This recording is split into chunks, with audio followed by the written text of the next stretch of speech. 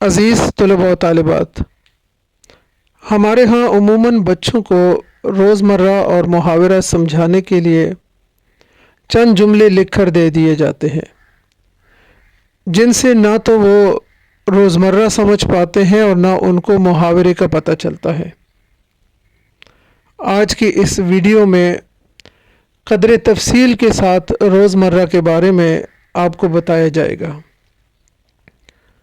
کہ ایک معیاری زبان کون سی ہوتی ہے اور زبان میں روزمرہ کی اہمیت کیا ہے، یا روزمرہ کو اصول و قواعد پر کیسے فوقیت حاصل ہے۔ تو جو اہم حوالے ہیں اس سے آپ کو آگاہی دی جائے گی۔ سب سے پہلے ہم یہ سمجھتے ہیں کہ زبان کا حقیقی معیار کیا ہے۔ تو اس میں تو کوئی شک نہیں کہ صحیح زبان بولنے اور لکھنے کے لیے اس زبان کے اصول و قواعد کو جاننا اور ان پر عبور حاصل کرنا ضروری ہوتا ہے۔ لیکن یہ بھی درست ہے کہ زبان کی صحت و فصاحت کا جو حقیقی معیار ہے وہ کسی زبان کے اصول و قواعد نہیں بلکہ اس کا روزمرہ ہوتا ہے۔ یہ جو زبان کی صحت اور فصاحت ہے، اس کو ذرا سمجھنے کی کوشش کریں کہ صحت زبان سے مراد ایسی زبان ہے جو غلطیوں سے پاک ہو، جبکہ زبان کی جو فصاحت ہے اس سے ہم مختصراً یہ کہہ سکتے ہیں کہ اس کے الفاظ کا برمحل اور مؤثر استعمال کرنا۔ لہٰذا یہ عین ممکن ہے کہ کسی تحریر میں قواعد کے اعتبار سے تو کوئی غلطی نہ ہو، مگر اسے غیر معیاری اور غلط قرار دے دیا جائے، اور اس کی وجہ یہ ہے کہ کسی بھی زبان کے اصول و قواعد اس زبان کے بولنے والوں کے لیے مرتب نہیں کیے جاتے، بلکہ یہ اصول و قواعد اس زبان کے سیکھنے یا اختیار کرنے والوں کے لیے وضع کیے جاتے ہیں۔ اہل زبان کو اصول و قواعد سیکھنے کی ضرورت نہیں ہوتی، اور یہ جو اصول اور قواعد ہیں یہ خود ان کی زبان سے اخذ کیے جاتے ہیں۔ یہاں اہل زبان کی اصطلاح بھی ذرا سمجھیے کہ کسی زبان کے جو اصل وارث ہوتے ہیں اور اس کے بولنے والے ہوتے ہیں، ہم ان لوگوں کو اہل زبان کہتے ہیں۔ تو اہل زبان کا جو کہا ہوا ہوتا ہے وہی سند مانا جاتا ہے۔ جس طرح وہ زبان کو بولتے ہوں وہی انداز یا پیرائے اظہار صحت و فصاحت کا معیار سمجھا جاتا ہے۔ گویا اہل زبان کی جو بول چال ہے، اس بول چال کو اصول اور قواعد پر فوقیت حاصل ہوتی ہے۔ اس بحث سے ہم یہ نتیجہ اخذ کر سکتے ہیں کہ کسی زبان کے اصول و قواعد ایک حد تک صحیح زبان لکھنے میں کسی زباندان کی مدد اور رہنمائی تو کر سکتے ہیں، لیکن معیاری زبان لکھنے کی ضمانت نہیں دے سکتے۔ یہاں میں نے لفظ زباندان استعمال کیا ہے تو یہ اہل زبان سے مختلف ہے، کیونکہ اہل زبان وہ شخص ہوتا ہے جو کسی ایسی زبان پر عبور حاصل کرے جو اس کی مادری زبان نہیں ہوتی۔ تو اہل زبان اور زباندان میں فرق موجود ہوتا ہے۔ لہٰذا کسی زباندان کی زبان کو اسی حد تک صحیح، فصیح اور معیاری قرار دیا جائے گا جس حد تک وہ اہل زبان کے روزمرہ کے قریب ہوگی۔ اب روزمرہ کیا ہے اور اس کی اہمیت کیا ہے، اس سلسلے میں یہاں مختصراً ایک واقعہ میں آپ کو سناتا ہوں جو میر تقی میر کے بارے میں مولانا محمد حسین آزاد نے آب حیات میں لکھا ہے۔ جب میر دلی چھوڑ کر لکھنؤ پہنچے تو وہاں کے کچھ معززین ایک مرتبہ ان سے کچھ سننے پر مصر ہوئے، اصرار کرنے لگے۔ میر صاحب کو کچھ پس و پیش تھا۔ جب اصرار بڑھا تو فرمایا، صاحب قبلہ، میرے اشعار آپ کی سمجھ میں نہیں آنے کے۔ اس پر ان لوگوں نے گراں خاطر ہو کر کہا، حضرت انوری و خاقانی کا کلام سمجھتے ہیں، آپ کا ارشاد کیوں نہ سمجھیں گے؟ انوری اور خاقانی دراصل فارسی کے معروف قصیدہ گو شعراء تھے جو مشکل نویسی کے حوالے سے مشہور ہے۔ تو میر صاحب نے کہا یہ درست ہے، مگر ان کی شرحیں، مصطلحات اور فرہنگیں موجود ہیں، اور میرے کلام کے لیے فقط محاورہ اہل اردو ہے یا جامع مسجد کی سیڑھیاں، اور اس سے آپ محروم ہیں۔ یہاں جو محاورے کا لفظ استعمال ہوا یہ اصل میں روزمرہ کے لیے استعمال ہوا ہے۔ دراصل جن دنوں کا یہ قصہ ہے ان دنوں اہل دلی ہی اردو کے لیے سند کی حیثیت رکھتے تھے۔ قلعہ معلیٰ اور جامع مسجد کی سیڑھیوں پر بولی جانے والی زبان کو اردوی معلیٰ کا رتبہ حاصل تھا۔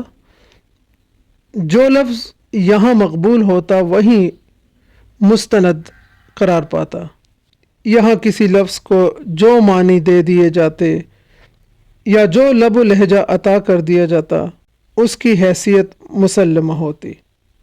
یہی وجہ ہے کہ میر اہل لکھنؤ سے تنزیہ کہتے ہیں کہ ان کے کلام کی تشریح کے لیے وہ کون سی فرہنگ لائیں گے۔ ظاہر ہے کہ ایسی فرہنگ اہل لکھنؤ کے پاس نہیں تھی، بلکہ وہ جامع مسجد کی سیڑھیوں پر موجود تھی۔ یہی وجہ ہے کہ میر اہل لکھنؤ سے تنزیہ کہتے ہیں کہ ان کے کلام کی تشریح کے لیے ان کے پاس کوئی فرہنگ نہیں۔ ظاہر ہے کہ یہ زبان دلی میں بولی جاتی تھی، لکھنؤ میں نہیں۔ عزیز طلبہ، یہاں ایک بہت اہم سوال اٹھایا جا سکتا ہے کہ روزمرہ اہل زبان کی بول چال کا نام تو ہے، لیکن کیا کسی زبان کے تمام بولنے والوں کی زبان کو روزمرہ کی حیثیت دی جا سکتی ہے؟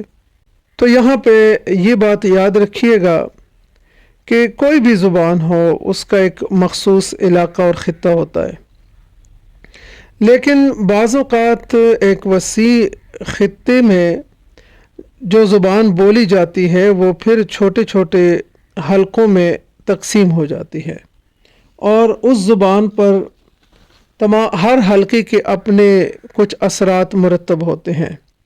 ان سب میں جو خطہ تاریخی اور مخصوص مقامی حالات کے باعث اس زبان کو تہذیب اور شائستگی کے بلند ترین مقام سے روشناس کراتا ہے اور اس زبان کو ترقی دینے میں نمایاں کردار ادا کرتا ہے، اسی خطے یا مقام کی زبان دوسرے خطے کے لیے مثال بن جاتی ہے اور رفتہ رفتہ اسے سند کی حیثیت حاصل ہو جاتی ہے۔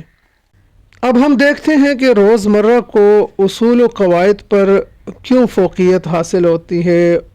اس کی چند مثالیں میں آپ کے سامنے رکھتا ہوں۔ قواعد کی روح سے جمع مؤنث متکلم کی جو مختلف صورتیں سامنے آتی ہیں وہ ان کو یوں ہونا چاہیے: ہم جاتی ہیں، ہم جائیں گی، ہم گئی تھیں۔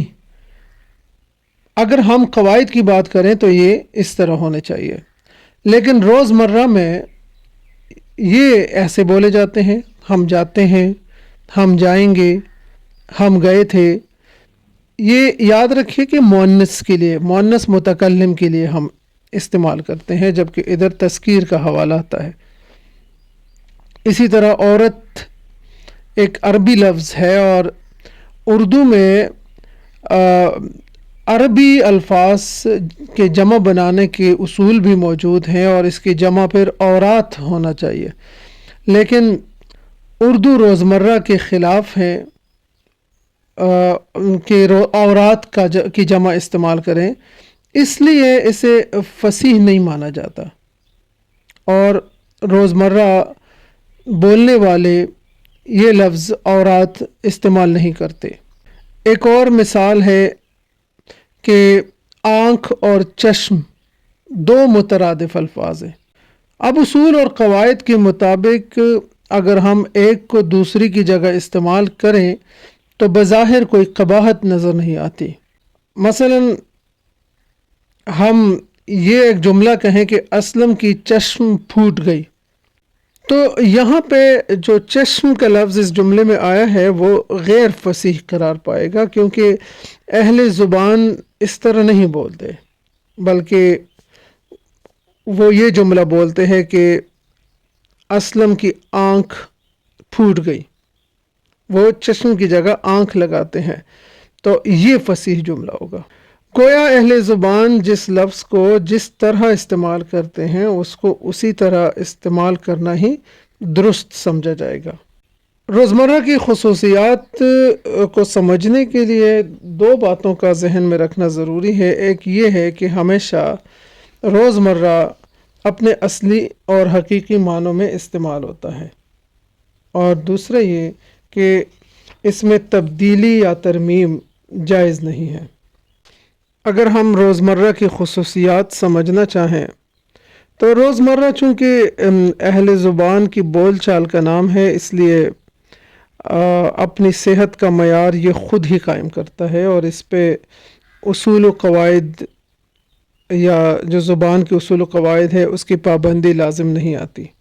ممکن ہے کہ قواعد کی روح سے کسی لفظ کا غلط استعمال کیا گیا ہو، لیکن روزمرہ کی روح سے وہ صحیح ہو، یا ممکن ہے کہ قواعد کی روح سے کسی لفظ کا صحیح استعمال کیا گیا ہو لیکن روزمرہ کے حساب سے وہ غلط قرار پائے، تو ایسا ممکن ہوتا ہے۔ دوسرا یہ کہ روزمرہ میں آنے والے کسی بھی لفظ سے اس کے اصلی اور حقیقی معنی ہی مراد لیے جاتے ہیں۔ مثلا اگر یہ کہا جائے کہ لڑکوں کیچڑ نہ اچھالو، تو اس جملے میں لڑکوں کو گیلی اور گندی مٹی اٹھا کر اوپر پھینکنے سے منع کیا گیا ہے۔ گویا یہاں کیچڑ اور اچھالنا اپنے اصلی معنوں میں استعمال ہوا ہے۔ روزمرہ میں کسی قسم کی تبدیلی یا ترمیم بھی جائز نہیں ہے۔